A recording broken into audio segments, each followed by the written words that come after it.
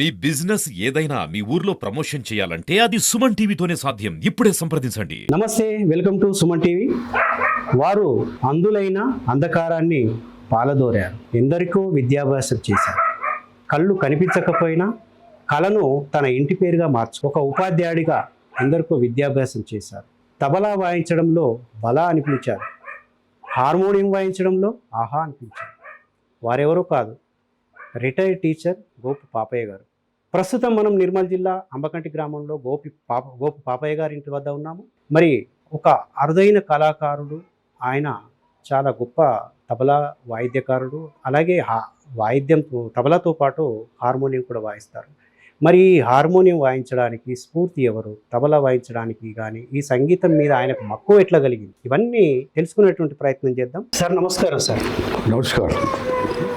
Sir, ఇప్పుడు మీరు స్వతహాగా అంటే ముందు ఒక ఉపాధ్యాయుడు, ఎందరో విద్యార్థులకు విద్యాబోధన చేశారు. ఇది ఫస్ట్ మీ జీవితంలో మొదటి అంశం. రెండో అంశం ఏంటంటే మీరు ఒక తబలా కళాకారులు, అలాగే హార్మోనియం కూడా బ్రహ్మాండంగా వాయిస్తారు సార్ అని చెప్పి చాలా పేరుంది మీకు. అంటే ఈ హార్మోనియం కానీ ఈ తబలా కానీ మీకు అంటే నేర్చుకోవాలన్న ఆసక్తి ఎట్లా కలిగింది? అది మా సుమన్ టీవీ ప్రేక్షకుల కోసం ఫస్ట్ మీ ఇంట్రొడక్షన్ చెప్పండి, మీ గురించి చెప్పిన తర్వాత ఈ విషయం. సరే, ఫస్ట్ మొట్టమొదటిసారి ఏంటంటే మామూలుగానే చిన్నతనంలో స్కూల్కు ఇక్కడ నార్మల్ పర్సన్స్తో పాటు ఇక్కడ కూడా స్కూల్కి వెళ్ళేవాడిని, అక్కడ కూర్చునేవాడిని. తర్వాత అక్కడ స్కూల్లో ఏవైతే పాఠాలు చెప్తున్నారో పాఠాలన్నీ వినేవాడిని.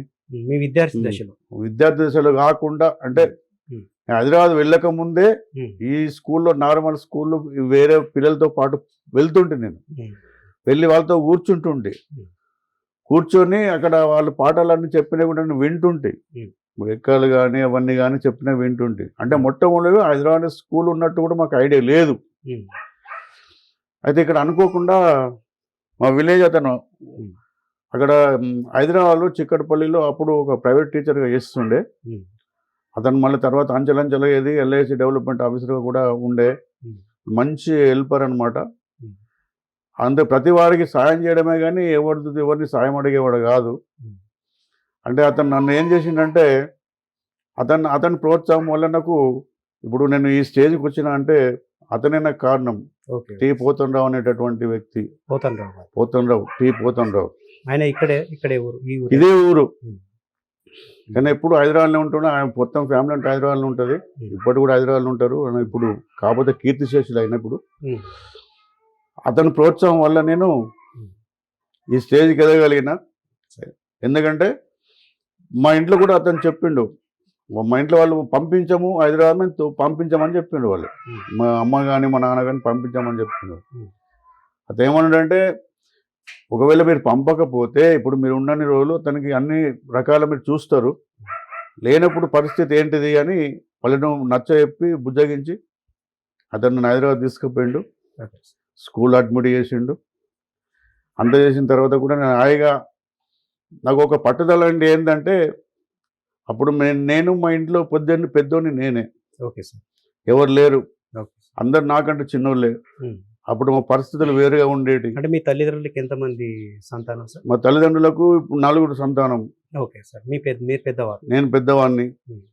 2 చెల్లెళ్ళు ఉండి, ఆ తర్వాత మాకు ఒక తమ్ముడు ఉండే.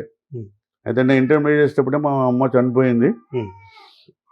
ఇక అప్పటి నుంచి నాకు ఒకటి పట్టుదల ఏముందంటే, ఇంట్లో అయితే ఎవరు లేరు, ఇంటికి పెద్దవాడిని నేనే కాబట్టి ఏదో రకంగా సోర్స్ మనం సంపాదించుకోవాలనేటటువంటి అభిప్రాయం చేత అదే పట్టుదలతో ఉండి మొత్తం పైన విద్యార్థి దశలోనే ఎస్ఎస్సి కాగానే ఇంటర్ కాగానే ఇక నేను జాబ్ వెతకడంలో అదే వేటలో పడ్డా. ఇక అనుకోకుండా డిఎస్ అనేటువంటిది ఒకటి పడింది రామారావు పీరియడ్లో, స్పెషల్ టీచర్గా. ఎన్టీ రామారావు పీరియడ్లో అదే స్పెషల్ టీచర్ గురించి నేను అదే ఎగ్జామ్ రాసినప్పుడే డిఎస్సి పడ్డది. అన్ని రకాల ప్రయత్నం చేసి రాసిన దాంట్లో కూడా నేను ఉత్తీర్ణత సంపాదించిన. స్పెషల్ టీచర్గా ఫస్ట్ అపాయింట్మెంట్ ఎక్కడ సార్ పోస్టింగ్? స్పెషల్ టీచర్గా ఫస్ట్ అపాయింట్మెంట్ తానూరు మండలం సింగన్గావ్.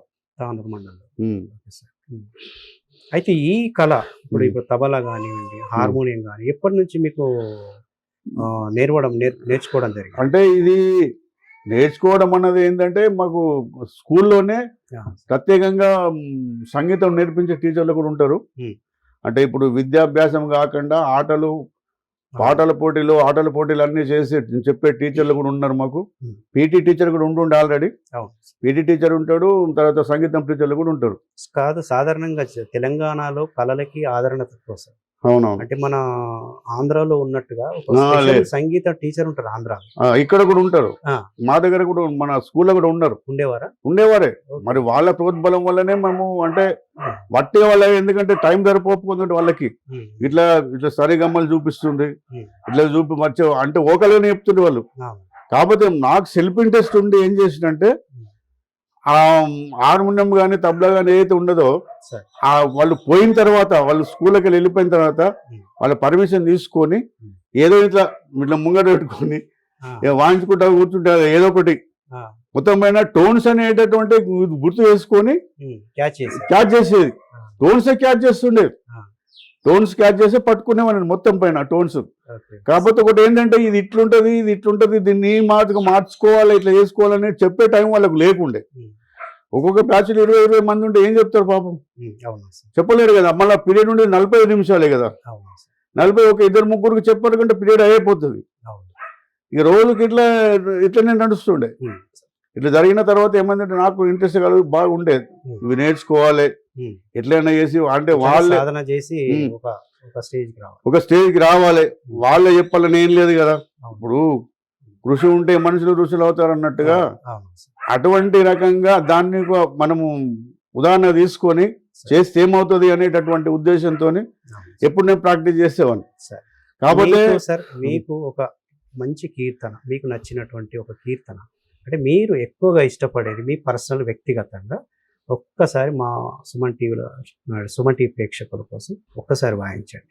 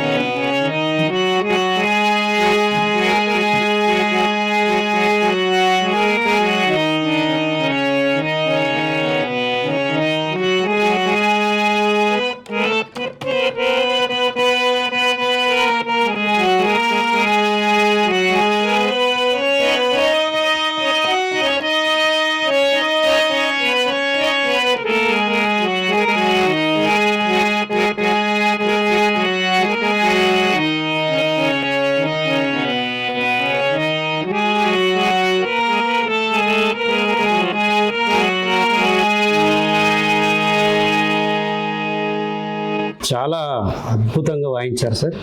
నమ శివాయ, ఓం నమ శివాయ అని చెప్పి ఫస్ట్లో ఆ కీర్తనలోనే శివుణ్ణి స్మరణకు గుర్తు చేశారు. చాలా అసలు ఒక మామూలుగా సార్ కళ్ళు ఉండి నేర్చుకోలేని వాళ్ళే, అంటే ఇంత నేర్చుకొని ఇంత అద్భుతమైన వాయించే వాళ్ళు తక్కువ. కానీ మీకు ఎలా సాధ్యపడింది సార్ ఇది? అంటే కళ్ళున్న వాళ్ళు కూడా ఇంత బ్రహ్మాండంగా వాయించలేరేమో అనిపిస్తుంది సార్. లేదు, మనకంటే బ్రహ్మాండంగా వాయించే వాళ్ళు చాలా మంది ఉన్నారు. కాకపోతే అందులో మనం 5 పైసలు కూడా మనకు ఇది రాదు. కాకపోతే ఒకటి ఏంటంటే పట్టుదలతోని మనం ఇది కొంచెం సాధించాలి, ఈ కళను మనము అభివృద్ధి చేసుకోవాలనేటటువంటి అభిప్రాయం తప్ప మిగతాది ఏముండదు. ఎందుకంటే చాలామంది కళాకారులు ఉన్నారు, చాలామంది వాయించేవాళ్ళు, పాడేవాళ్ళు చాలామంది ఉన్నారు. అది కాకుండా మరి ఒకటి ఏంటంటే మనిషికి అనేది ఏంది, పట్టుదల కావాలి మొదలు. నిజం సార్. అంటే పట్టుదల లేకుంటే అది మనం సాధించలేం.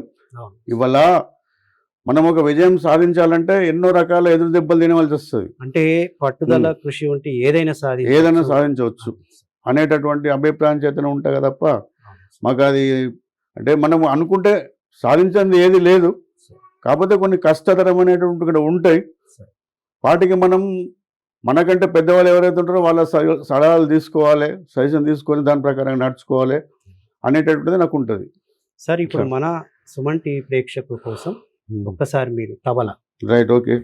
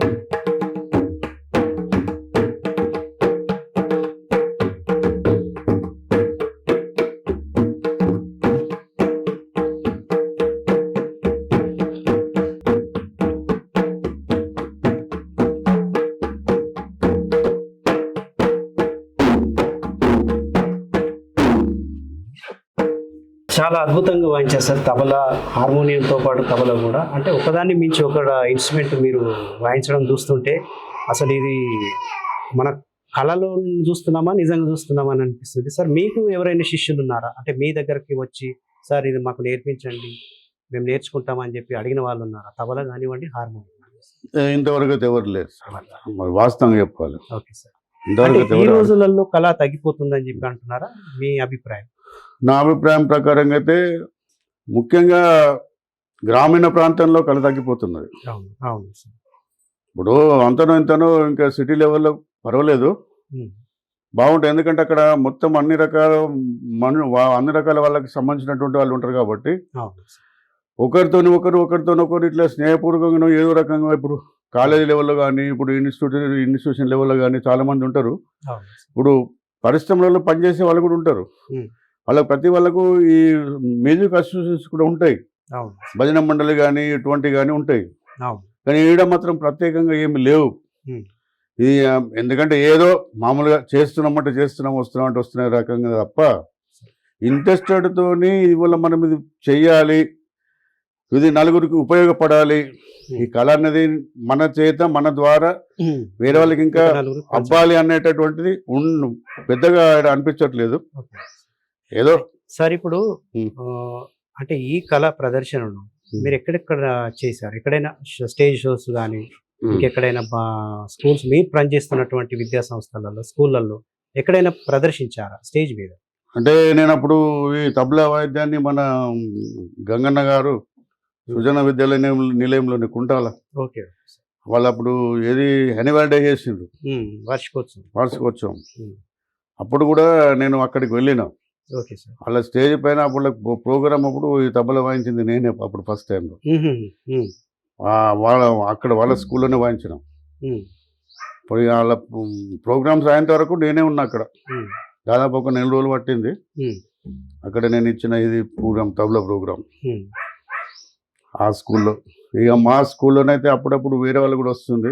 ఉమ్, ఇంకా నాకంటే పెద్దవాళ్ళు కూడా ఉండ్రి, కానీ ఎక్కువ నాకు వాళ్ళు మా టీచర్లు కానీ ఎక్కువ ఎవరైనా కానీ నాకు ఎక్కువ ప్రోత్సహిస్తుంది. ఉమ్, ఉమ్, అవును సార్. అంటే మీకు జిల్లా స్థాయిలో కానీ ఉమ్. మీ ఉపాధ్యాయ సంఘాలు కానీ ఉమ్. మీ కళను గుర్తించి ఏదైనా అవార్డ్స్ ఇవ్వడం కానీ ఏదైనా జరిగింది సార్?